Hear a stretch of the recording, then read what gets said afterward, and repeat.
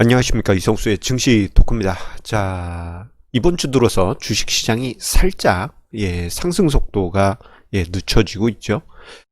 주가지수 기준으로 해서는 월요일과 오늘 살짝 뒷걸음치는 듯한 그러한 모습이 나타나고 있습니다. 자, 그런데 그 이전에 11월 장세와 12월 첫째 주 그리고 둘째 주 장세가 워낙 좋았다 보니, 자, 증시가 잠깐만 뒷걸음 쳤음에도 불구하고 투자자분들이 좀 힘들어 하시는 분위기가 관찰이 되고 있습니다. 단 이틀 동안의 조종장인데도 말이죠. 자, 그런데 저는 이런 이야기를 드리고 싶어요. 무엇이냐? 주식시장과 증시는 급하게 쭉쭉쭉쭉쭉쭉 올라가는 것보다 간간히 쉬엄쉬엄 상승을 할 때 더 오래, 그리고 더 멀리, 그리고 더 높이 상승을 할 수 있습니다. 자, 오늘 이 점에 대해서 설명을 드릴 텐데요. 자, 주식시장을 바라보실 때 무조건 상승하게 되면 어떤 부작용이 만들어지는지 그것을 이해를 하신다면 조종장을 우리가 어떻게 마주해야 될지, 이 점에 대해서 함께 이해하실 수 있겠습니다. 자, 생각해보면 지난 11월과 12월 첫째 주와 둘째 주, 정말 엄청난 상승이었습니다. 자, 종합주가 지수는 11월 달에 14%나 상승을 했고, 그리고 12월 들어서도 지난주까지 7%나 상승을 했으니, 단순 합산으로만으로도 20%가 훨씬 넘는 21%라고 해도 과언이 아니겠네요. 어마어마한 상승률을 두 달도 안 되는 시간에 만들고 있습니다. 자, 그러다 보니까요. 자, 이번 주 들어서 어제와 오늘 단 이틀 정도지만 시장이 잠시 급락한 것도 아니고 잠시 살짝 뒷걸음 치는 그런 모습이 나오니까 투자자들이 불안해 하시는 모습이 보여지고 있습니다. 아니, 주식시장이 계속 고고고, 앞으로 고고 해야지 왜 멈추고 있는 거야? 이것을 의아하게 생각하시는 그런 경향이 나타나는 것 같습니다.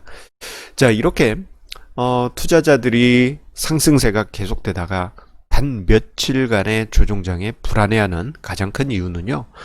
자, 우리의 인간의 본능은 주식시장이 이렇게 움직였으면 계속 갈 것이다 라는 기대치가 반영이 되어 있기 때문입니다. 자, 그게 본능이에요. 지금 같은 경우 어떻습니까? 시장 참여자들은 계속 상승하기를 기대합니다만, 자, 그런데 한편으로는 계속 상승하게 될 경우에는 다른 부작용이 발생할 수 있습니다. 자, 이 점에 대해서 세 가지로 큰 그림을 나누어 볼 수 있겠는데요. 첫 번째로는 투자자들이 주식시장에 대한 겁이 사라지게 됩니다. 이건 엄청난 의미가 있습니다.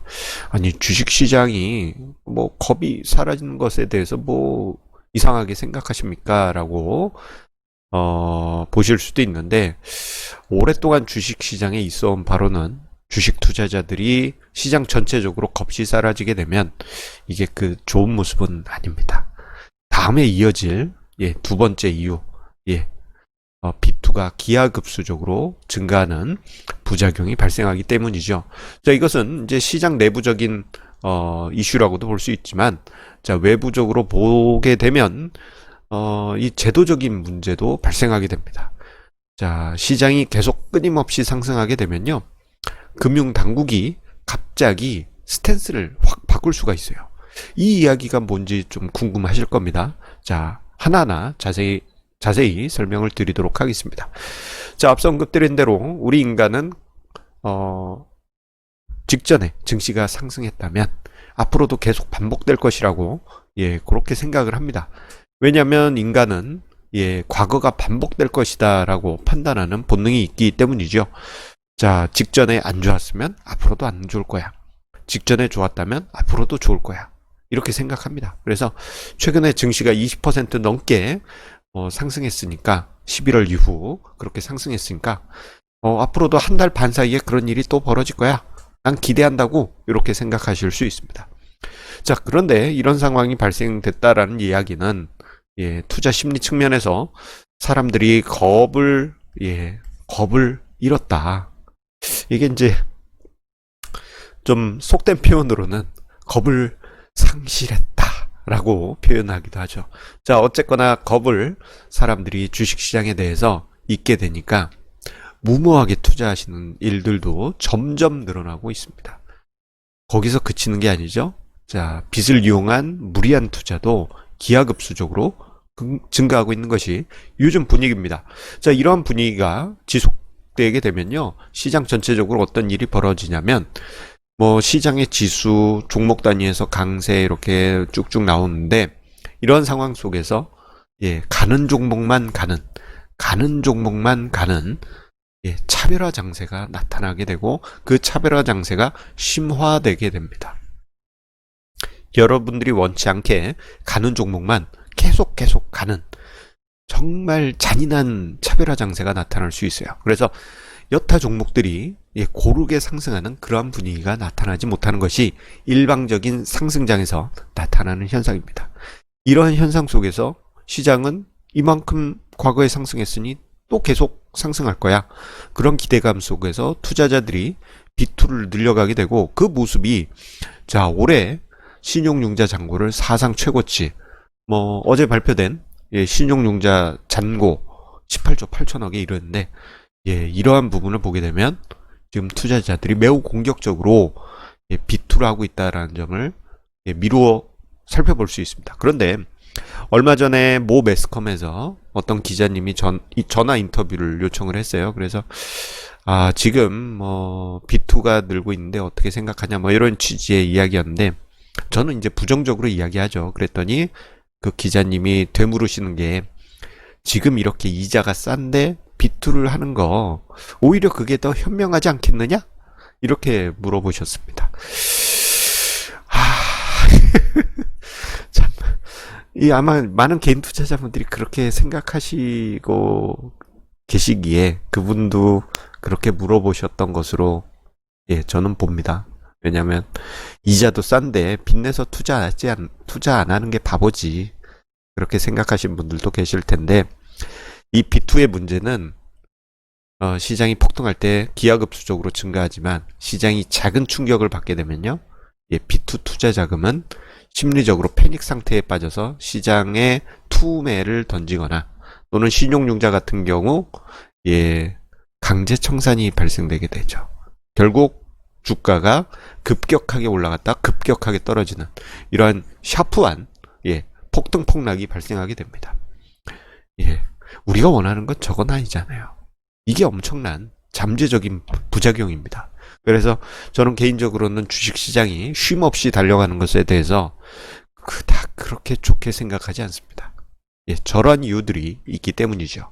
그리고 제도적인 측면에서 보면요, 금융당국이 스탠스를 갑자기 변화할 수가 있습니다. 자, 지금 현재까지는 올해 주식시장을 살린 1등 공신하면 동학개미다 해가지고, 과거와 전혀 다르게 금융당국과 여러가지 이제 돈 관련된 부처에서 동학개미의 공로를 인정하고 있는 게 사실입니다. 그런데 생각해보면 이건 매우 이례적이에요. 만약에 작년 같다 그러면 어떤 일이 있었겠느냐 가정해보면, 공매도 같은 경우 지금 내년 3월까지 지금 또 그 공매도 중단이 연장되고, 공매도 관련해서 여러 가지 제도 개선을 하겠습니다 하고 뭐 여러 가지 의견을 수렴하고 있잖아요. 작년 같으면요, 저런 거 안 해요. 아니, 지금도 불만족스럽습니다 라고 하시겠지만, 작년 같으면 아예 개인 투자자 의견 자체를 수렴도 안 해요. 너 뭐니?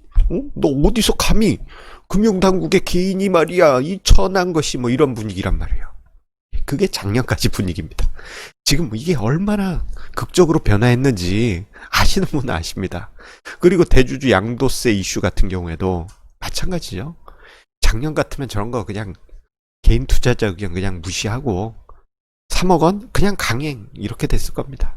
어디서 뭐 개인 투자자가 이 금융당국에 말이야 이런 분위기였을 텐데, 올해 같은 경우에는 개인의 공이 모두 인정받고 있습니다. 그런데 시장이 급격하게 상승하고 정말 과열 분위기가 나타나게 되면요, 금융당국 입장에서는 증시의 과열을 경계하지 않을 수 없습니다. 이러한 현상은 우리나라뿐만 아니고 전 세계가 공통적인 현상일 것입니다. 그래서 뭐 연준 같으면은 미국 증시가 너무 과열된다 그러면 뭐 양적 완화하는 거를 살짝 줄여볼까 말까 뭐 이런 식의 립 서비스를 통해서 경계를 하는 그러한 발언할 수도 있는 것이에요. 혹은 너무 과열되면 실질적으로 액션이 나올 수도 있습니다. 이것은 미국 연준도 마찬가지고, 유럽 중앙은행도 마찬가지고, 우리나라도 마찬가지입니다. 이게 이제 믿겨지지 않으실 텐데요. 예전에 1999년 응답하라 1999 요때 IT 버블이 정말 대단했지 않습니까? 요때 당시 너무 IT 버블, 닷컴 버블이 너무 심하고 개인 투자자가 너무 쏠림 현상이 심하니까 그때 당시 12월입니다. 제가 기억합니다. 1999년 12월. 요때 당시 금융당국에서 지금 코스닥은 99년입니다. 99년 현재 12월 코스닥은 버블입니다. 조심하세요. 이렇게 얘기했다가 난리 났습니다. 개인 투자자분들이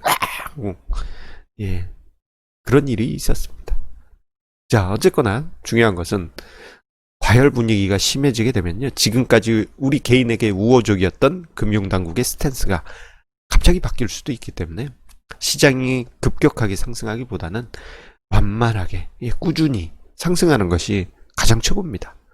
그리고 앞서 언급드린 대로 시장에 대해서 투자자들이 특정 섹터에만 집중 투자하는 차별화 장세가 심해지게 되면 고른 종목 상승이 나오지 못하고, 그리고 비투가 급격하게 증가하면서 자칫 급등했던 주가가 사상 누각처럼 일시에 다 무너져 버리면서 개인 투자자분들이 대규모로 시장에서 퇴출이 될 수가 있어요. 그래서 주식시장은 쉬엄쉬엄 가는 것이 가장 좋습니다. 그래서 오늘 아침에 사실 요 시조가 제 머릿속에 맴돌았습니다. 자, 우리 학창시절 고등학교 때였던 것 같습니다. 자, 그때 저희 때만 해도 이제 딸딸 외우라고 하죠. 저 내용은 그때 당시는 모르지만 딸딸 외우라고 합니다. 청산리 벽계수야 수의감을 잘한 마라. 일도 창회하면 다시 돌아오기 어려우니 명월이 망공산하니 쉬어간들 어떠하리. 뭐 이런 이제 황진이의 시조가 있는데 그때 뭐 알겠습니까? 열심히 외우는 거죠. 저기 벽계수가 누구지? 아, 몰라. 외워요. 뭐 그런 분위기였는데 이게 이제 황진이가 사실은 그 벽계수한테 이제 그 일종의 사랑을 전하는 그런 이제 시조지 않습니까? 그런데 저는 그런 의미보다 요 뒤에 쉬어간들 어떠하리 요 구절이 눈에 들어왔습니다. 생각해보면 이 쉬어가리라는 쉬어간들 어떠하리 저 말은 뭐 식당이나 카페 가면 종종 보이는 문구 같습니다. 자, 우리나라 증시 3월 코로나 쇼크 이후 단숨에 90% 넘는 지수 상승률이 발생했습니다. 아주 급격하게 상승했죠.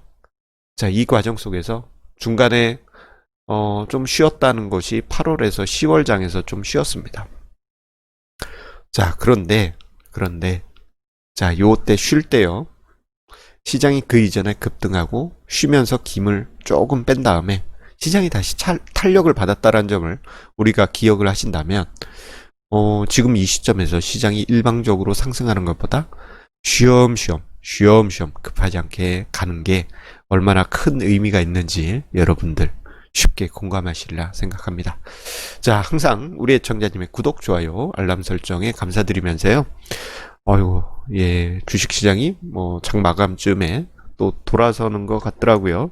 뭐 코스닥 지수 플러스 반전하던 것도 보고 했는데, 뭐 종합주가 지수는 조금 마감되면서 하락하면서 마감된 것 같습니다. 시장을 보실 때 뭐 이 정도 조정 부담 없지 않습니까? 너무 걱정하지 마시면서 우리 긴 시각에서 주식시장 바라보신다면 큰 그림의 성공 투자 이어가시리라 믿습니다. 감사합니다.